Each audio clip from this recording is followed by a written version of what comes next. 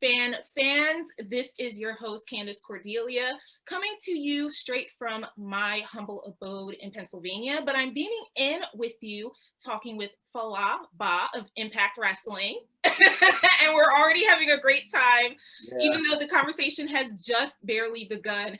So, Fallah, thank you once again for joining me. This is truly a pleasure talking with you.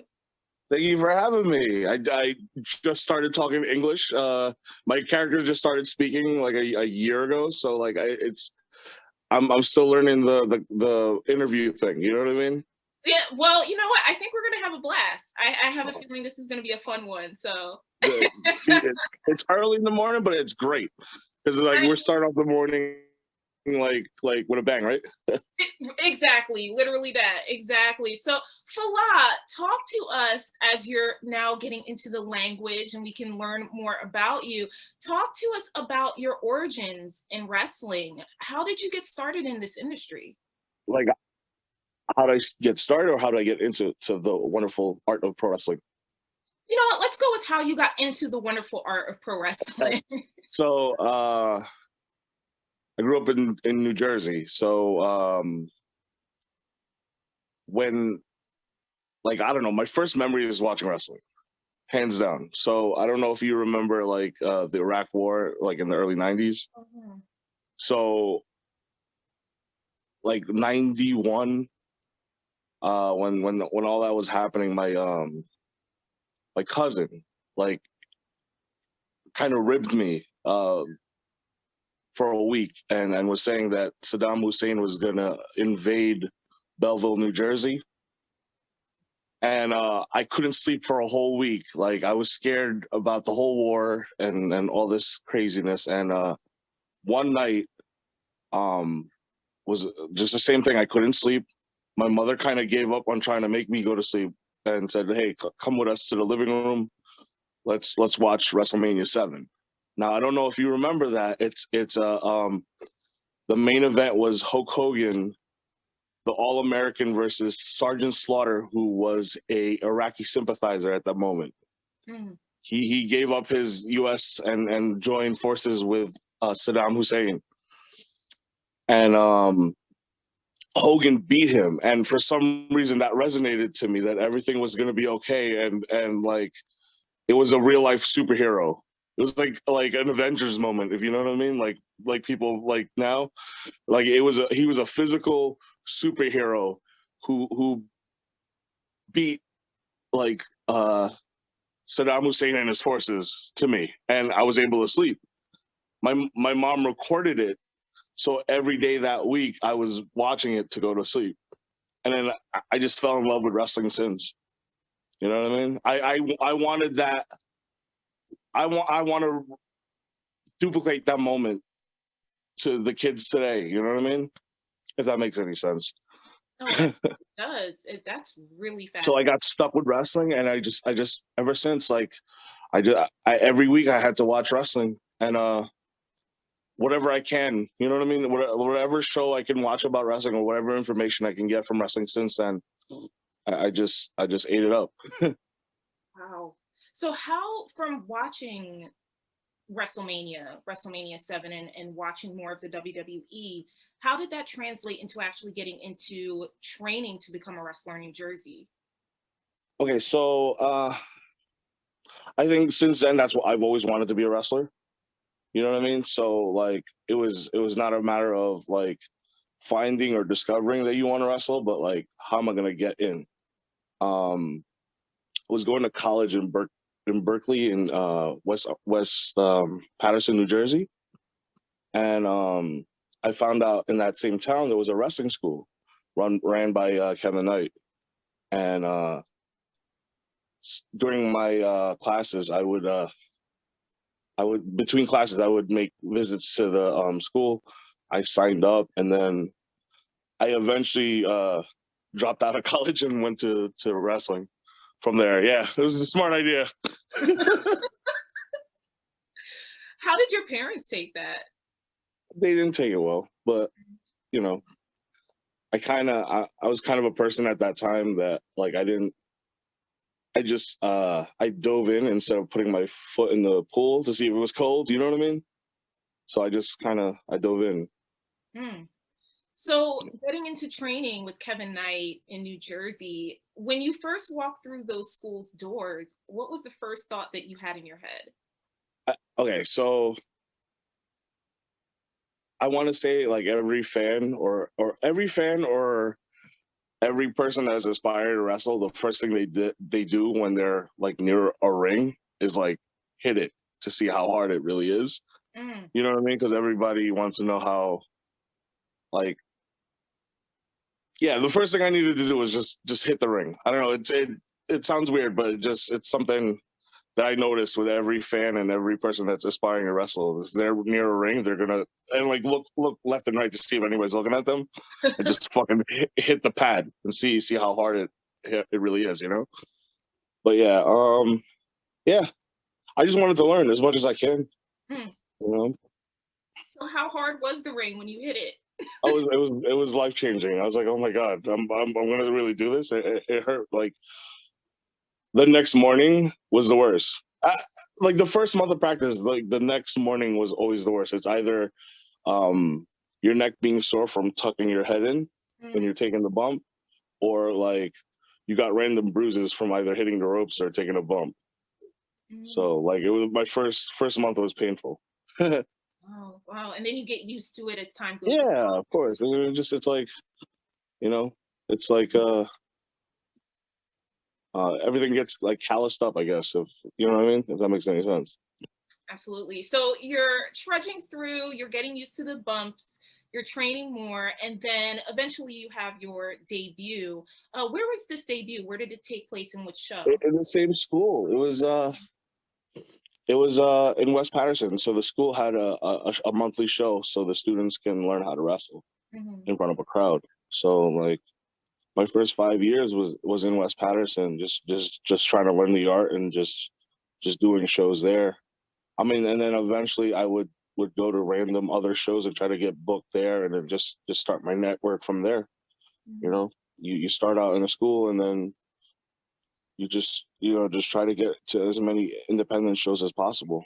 You know, Yeah, for sure. good shows, bad shows, indifferent. You know, just get your reps in.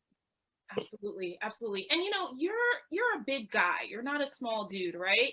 Yeah. And going to these different shows, I feel as though the first thing that people think when they see big guys is, okay, let's see how athletic he is. Can he fly? Can he, is he nimble? What Yeah. were your thoughts about that getting into the industry? So I love how you said the word like a big guy, and so I'm gonna be real. There's different kinds of big men. You know what I mean? There's the bodybuilder, and there's the rotund, fat, like portly. You know what I mean? Yes. Like I'm fluffy. So we get more tested on our wins than I feel like the muscular big guy or the tall big guy. You know what I mean? Mhm. So that was something that I kind of um not. I wouldn't say they tested me, but it was like I had to prove to every new locker room that I'm not just a fat guy wanting to wrestle. I'm a big man wrestler. You know what I mean? There's a difference, if that makes any sense. No, it makes a ton of sense, at least to me. I hope it does to our Yeah. viewers as well. But thank you for, expanding on that because I think that's Yeah. really important to differentiate. Yeah. So, at some point, obviously, you make it to Impact Wrestling, right? Hmm. One of the biggest promotions in the world, Yeah. biggest wrestling promotions. How did that process happen for you as a So, wrestler? so that kind of like I was really lucky, and I think that kind of landed on my lap. I wasn't necessarily mentally prepared for that because it happened so quick. Um, I was at my point in my career. I was just trying to do as many shows as I can. Right. I started out as a savage gimmick, like with face paint and everything, and like Pat Buck, who works for WWE now. He's a producer, and he's at that time he was booking shows in New Jersey for WrestlePro. Mhm. He had given me the idea to change my look from like the savage to the sumo wrestler ish, more Filipino, more my culture. Mhm. And I was just trying to do as many shows at that time as possible. Um, it kind of landed on my lap. I was a tag champion with Mario Bakara in Monster Factory. So Impact was looking for different tag champions around the area to defend it against a team in that time, you know, and they needed multicultural people too. So me and Mario was Croatian, I'm Filipino, so like we kind of came in and you know we did our first set of tapings and then eventually we got signed. So it kind of like happened so quick, you know what I mean? I wasn't prepared. I was focused on just trying to network my new character, you know what I mean? So it just kind of fell on my lap and it just, you know, I'm taking it, you know, month by month, you know? Yeah, yeah. Imagine something like getting a contract with Impact falling in your lap. That is, Yeah, it's just like, oh, all right, we got to go to Florida. And I'm like normally, like I'm very timid in those kind of situations, but I can't like, it's funny because like I'm with a tag partner. So like, that's like a business partner. So mm, I can't just be myself and like, oh, I don't know if I'm ready. If he's ready, I got to be ready with him, you know? yeah, So it was kind of like, it was a blessing because like if I had this situation myself, I don't know if I would. I'm pretty sure I would, but then I have my doubts. You know what I mean? yeah, for sure. So with Impact, did you find jumping from the independent world to Impact, the process of being in the Impact ring and training, was that more grueling for you as time went on or a bit easier? Um. Well, like the good thing about like Impact is they let you do independent shows as well.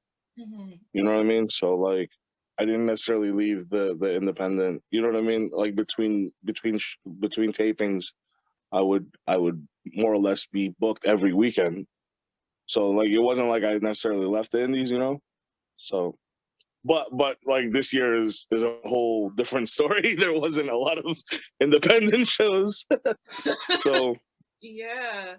I shouldn't you even know laugh because it is a bit sad, with everything happening with the it's sad. Well, I feel like it's been a year, and I feel like we can kind of laugh at it because we're kind of like over the hump.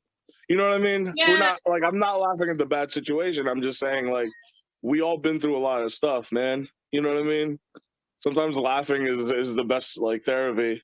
you're You absolutely know? right. And that's one thing that I've noticed your fans really, really like about you is your sense of humor.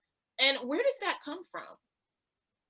I honestly, it was just my like. I mean, I'm just always like making. I'm goofing on stuff all the time. You know what I mean?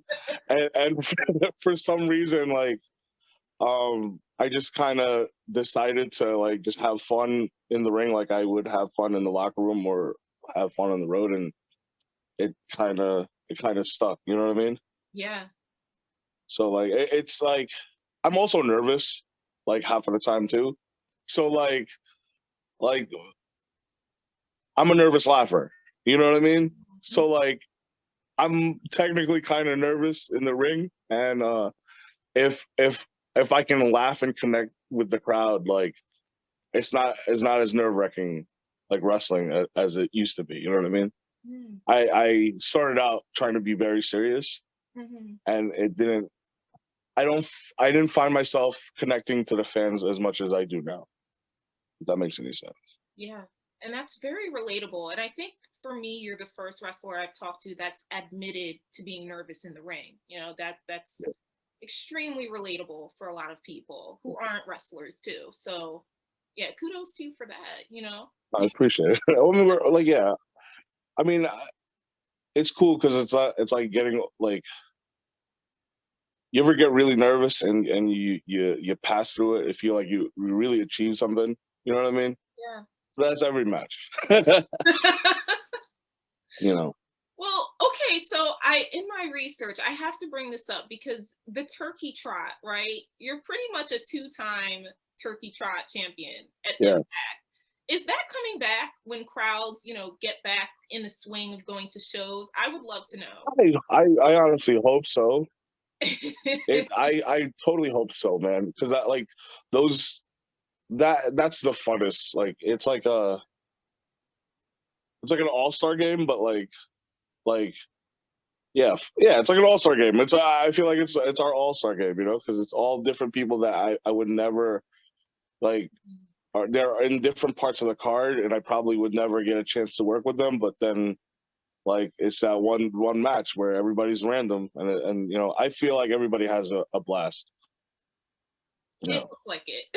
Yeah. And I think it breaks up some form of, potential monotony when it comes to doing the matches, to have something like a turkey trot for Yeah. Thanksgiving, even, whether you celebrate it or not. I think it's a fun thing, and it's Yeah. something that Impact has made all its own. So I hope it comes back, when Yeah, me too. progress. Yeah.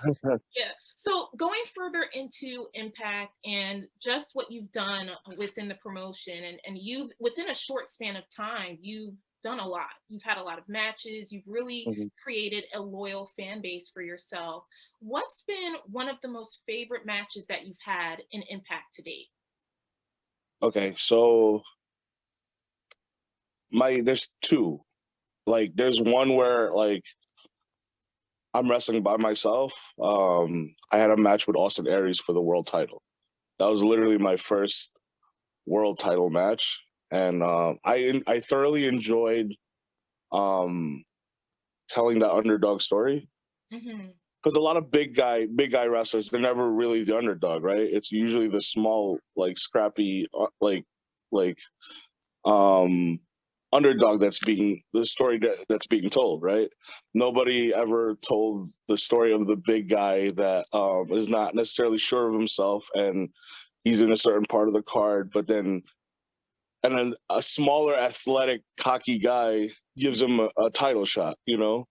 That story, uh like that story's never told in wrestling, and I think the fact that we were able to tell it, and throughout the whole episode, and I mean me being able to have that like title shot, like will forever be one of my like the reasons why it's my favorite, one of my favorites.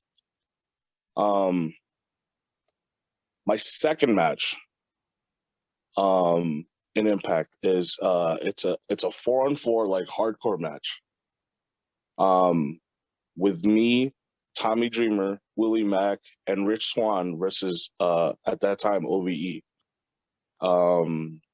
Sammy Callahan, Dave Chris, Jay Chris, and Man Fulton. You know, that for me was a if my childhood Fallah would see Fallah now, he'd be proud of himself, because like I was a big ECW fan. So doing a hardcore match with Tommy, one of my favorite matches back then was him against the Dudleys. It was him, Spike, Sandman, and I think like New Jack versus the whole Dudley family. And it was a hardcore brutal match, and it had that same feel. Um and just being able to do that like 20 years later, it's awesome. You know? And you mentioned the Impact World title. I'm glad you did, because I was going to ask you, and I'm going to ask you now. It's Kenny Omega's title right now, right? Yeah. So your face like, when are you Yeah. gonna when are you gonna go for it again? Like if you're not striving for it all the time, you know what I mean? Like you shouldn't be in wrestling, right? Mm-hmm. If you're not trying to be the world champion, you shouldn't be a pro wrestler. Um, I'm waiting for my time. You know what I mean? It's not necessarily up for me. You know what I mean? I'm always ready, and I'm always willing to have any kind of match. So it's not necessarily up to me on whether I'm gonna have a title match. Yeah. It's Impact. You know? Well, I think your fan base is kind of wishing that they see that Yeah. happen. You know, You have a really dedicated fan base and they love you, certainly. So now that you're in Impact, what does your family think about the success that you've had? Um, so I've been wrestling for like 15 years, so like it's totally evolved. It was a lot of fear at first. You know what I mean? Like, what are you doing? um, they're really proud. It's cool to be able to like put on the TV and have them able to see my work. Mhm. The thing I was saying about like that Tommy Dreamer match, you remember? Like I was one of my I used to watch that. I remember watching that match with my mother, and my mother remembering who he was. So her being able to see me on the same screen, teaming up with like my heroes, but like she understood it. So like her whole perception is just reach for the stars. That's lovely. That's really Yeah, nice. Does she ever come out to see your matches in person, like within the crowd? yeah, and sometimes it's a really big mistake. She she has like heart issues and like high blood pressure issues. So like depending on the match, like I didn't think, right. So one of my big matches was when I first started my career was with Darren Young, Mhm. right? So like he's a physical wrestler, like right, like we're gonna throw down, and I was just excited to wrestle him. So I was like come to see my match. Um, and this was my first year in, right? He wasn't even Darren Young. He was Fred Sampson. We came from the same like school. So we had the match, and it's physical, and little did I know that like she got so nervous because like she saw us like literally physically like hitting each other, that she needed to take like blood pressure medicine, and like she had to go halfway out of the match, like, you know what I mean, she had to go home. So I didn't realize. I thought she didn't come at all. I come home and she tells me, yeah, I can't see all your matches. It all depends, you know. Yeah. Now I'm a goof, so like she she likes my antics, if that makes any sense. Oh, for sure. So is she gonna possibly come back maybe for one more show, as crowds when you guys get back on the road, or she's gonna stay at um this point?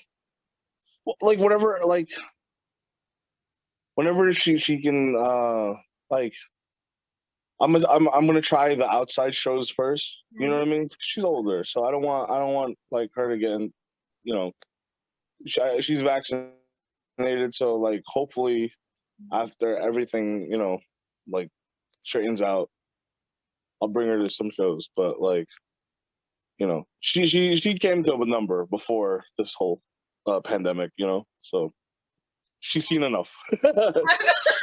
That's enough for mommy. Bless. That's Yeah, so nice. So y'all have been wrestling in the ring amongst no audience for quite some time, yeah. right? And now we are entering a period where audiences may be coming back sooner than Mhm. a lot of us have expected. How do you feel about that from I'm wrestling? so excited. It's been like for my character and my style of wrestling, I need a crowd. Like I'm slapping my head and nobody's doing it too, so I just look like I feel like a person that's just slapping his head. If that makes any sense. Like I used to do it, and fans would do it back, and now like just doing it and seeing nobody out there, I'm just hitting my head. But do you think it was good practice within this year, just from a performance perspective? So from a performance perspective, I feel like um like I know my character and I know my work. Mhm. It's physically it's designed for a crowd. Like the last 15 years, I've learned how to connect to a crowd, right? That's my style of wrestling. I'm excited to see a lot of people being able to shine Mhm. because like the attention's different now. So the attention's like solely from the television standpoint, and a lot of wrestling now, like there's a styles of wrestling that are shining now because it's you don't have to, like, some wrestlers don't cater to the crowd.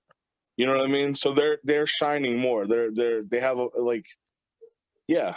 So like more technical wrestling and more like athletic, like they're standing out more than they are now, like more than before, because it's an action movie. Mm. You know what I mean?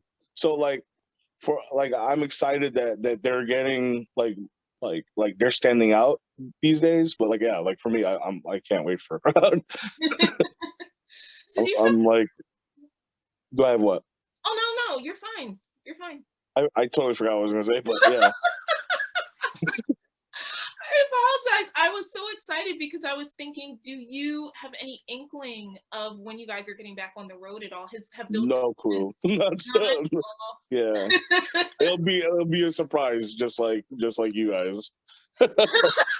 So do you think it'll be a day before or maybe a few days before? Hey, we're going back on the road. Get ready. I mean, like, yeah, I'm sure they'll tell me, but like, yeah, I'll still be surprised. But you'll be ready, Fallah. I know you'll be ready. Yeah, of course. Yeah, you know, I mean, I've been doing this for 15 years. I'll be ready for whatever.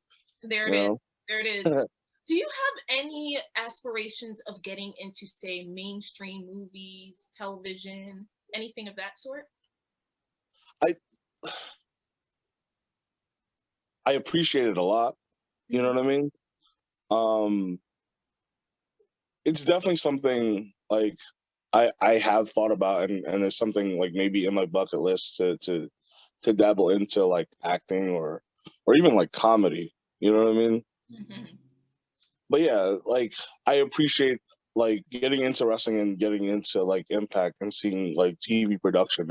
It has definitely got me interested in different avenues of entertainment. Mhm. You know, Yeah. And I do want to point out because, like you stated, you've trained at Monster Factory, and I know that I trained I trained at Kevin Knight School, but I right. wrestled in the Monster At Monster Factory for Factory. shows. Yeah, Right, right. There you yeah. go. I apologize. So No, okay. you wrestled at Monster Factory, and I know from experience that they are really adept at getting wrestlers to learn about, camera angles, hard cam, things of that nature. Yeah. Did you find that when you got to Impact that you were really, really solid in knowing how to play to the camera? So like it's like you ever was learned a lesson or like took a class and didn't understand, like you heard it and know the information, but it Mhm. didn't click in until you were actually doing the work. Oh, absolutely. So like there's so many things that like throughout the years of either doing seminars, Mhm. going learning from different people, and like there were things that were told to me that it didn't make sense until I finally got to that stage. Mm. So like working the hard camera, like I was doing it in indie shows, but it didn't make any sense to me until I saw the hard camera on Impact. Like, oh, this is why we're doing it. And then going back to actually seeing the actual episode, you like it all connected on why I needed to do that. So all my lessons or all the things that I've picked up doing seminars, doing like indie shows and hearing like the vets talk, like it all kind of clicked in eventually my first year at Impact, and everything kind of, I'm still learning, you know Mhm. what I mean? I think you never stop learning, but like a bulk of everything that I learned prior to going into Impact, it kind of settled in my first year in Impact. Is that, yeah. What is your dream match that you'd like to have at Impact Wrestling? Um. So like,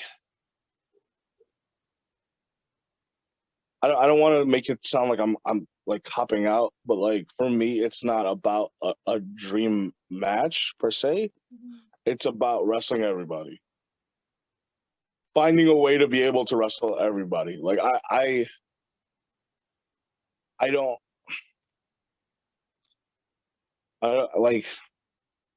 I feel like my character and my work has as many dimensions that hasn't been shown, and I would like to have an opportunity to wrestle like an athletic X division guy or another big super heavyweight, or you know what I mean, like somebody funny, somebody serious, and it's the only way that's gonna be like done is by like legitimately wrestling like as many people as possible.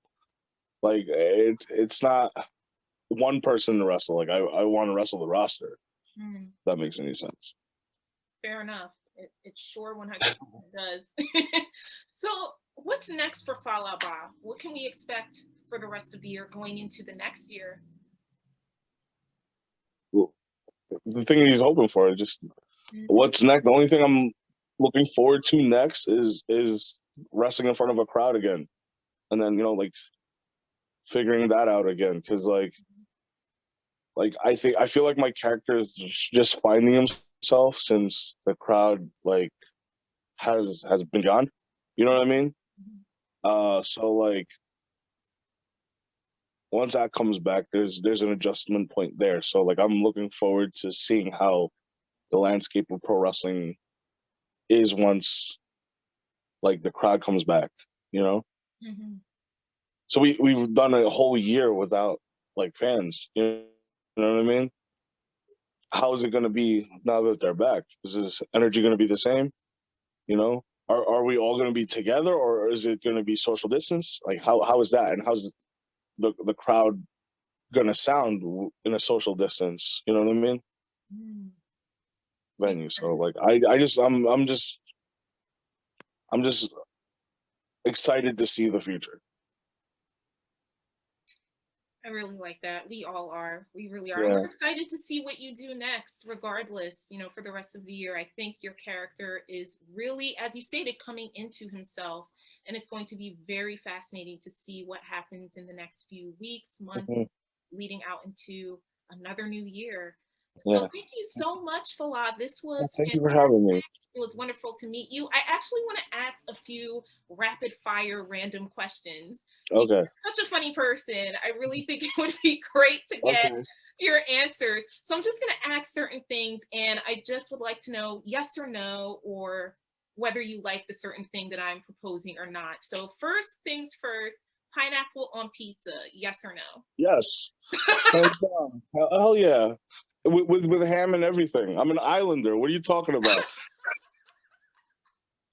You are damn right. You're damn right. I love it. So this next question, it goes back to what we were talking about before we even started recording. So doubles or roti? Oh man. So you audible that, and that's amazing. So doubles. It has a special place in my heart. Like my girlfriend, that was the first like meal from her culture that she gave me. She's from Trinidad, but so yeah, like yeah, doubles is everything. I have to agree with you there, as well as with the pineapple. Roti's awesome as hell. Like, okay, so I don't know the name of this dish, but it's the roti with the curry inside, like in a ball. Like, if that makes any sense, it's wrapped up. It's like a big burrito. That's the best way to describe it to someone that has no idea what that dish is. So you hit it right on the nail. And for everyone watching, pretty much doubles, roti, dal puri, they all come from Trinidad and Tobago. If you've never had any of those dishes, highly recommend. I don't think you'll ever go back to not ever eating those again. So let me see another one I want to ask, because I'm trying to think of like a comedic, because you're very funny. So I'm trying to find an answer or questions about comedy. You know what? Who's your favorite comedian, if you have any? Oh man, it's like wrestling. I can't pick a favorite wrestler. So right now, like I'm definitely into like Bert Kreischer and Tom Segura. Joey Diaz all time. Shoot. all time probably Bill Burr. You know what I mean? Love Bill Burr. Nice. There's one, like, there's a video out there of him in Philly, and like Philly, like even in wrestling, is a tough crowd. If they don't like you, they'll just boo the crap out of you. And I think it was like it was a string of comedy shows, and I feel like they were booing legitimately everybody. And he came out and just, like, he didn't care. He just cursed out the crowd, and he literally timed out. He's like, "Go ahead, boo me," and he just kept on like making fun of Philly to the point where he got cheers. He would say how long he had left in his bit, and just crap all over Philly, and then Philly just appreciated that, and they all like cheered. So he turned the crowd around within the end of his bit, and that's like amazing. Like that's legendary, you know? That's so on brand. I'm from Philly, so all of that makes complete sense. Yeah. We don't play around. No, it's so hard. So like, yeah, like, and the fact that, and it's not a bad thing if you cheer for me, I appreciate it more. You know what I mean? Because I know it's not like, yeah, like it's hard. You gotta earn their respect. Oh, so there it is. Another one for you: X-Men or Justice League? Oh, X-Men. We agree on that too. X-Men, man. Like, you kidding me? Okay, I love Superman, but like he's too powerful. Well, like, you know what I mean? Like I like superheroes that have the struggle. You know what I mean? The underdogs. I can definitely agree with you there for sure. I love it. Thank you so much, Fallah. Oh, thank you for having me. Amazing. It is a pleasure once again to meet you, even though we are millions of miles away. Yeah. Hopefully in the future. From Jersey, we're not that far. This is true. It may as well feel like millions of miles. Yeah. But you're right. Jersey and Pennsylvania, we got to represent for our hometowns and our home cities. But thank you, Fallah. Our viewership and readership are going to love knowing more about you through this interview. I know that I can't wait to see more of what you're going to be up to at Impact. Do you mind also just giving folks a rundown of your social media? Okay. And then, yeah. At Twitter, I'm at Fallah1. Instagram at Fallagram1, and Fallah Bahh on Facebook. Perfect. Simple, short, and sweet. Awesome. Thank you all once again for another great interview at the Everyday Fan, where you get exclusive bits and bobs from your favorite wrestlers and other sports stars. I will be back with another fantastic interview with, who knows? We'll find out. Thanks for tuning in at the Everyday Fan. I am Candace Cordelia signing off.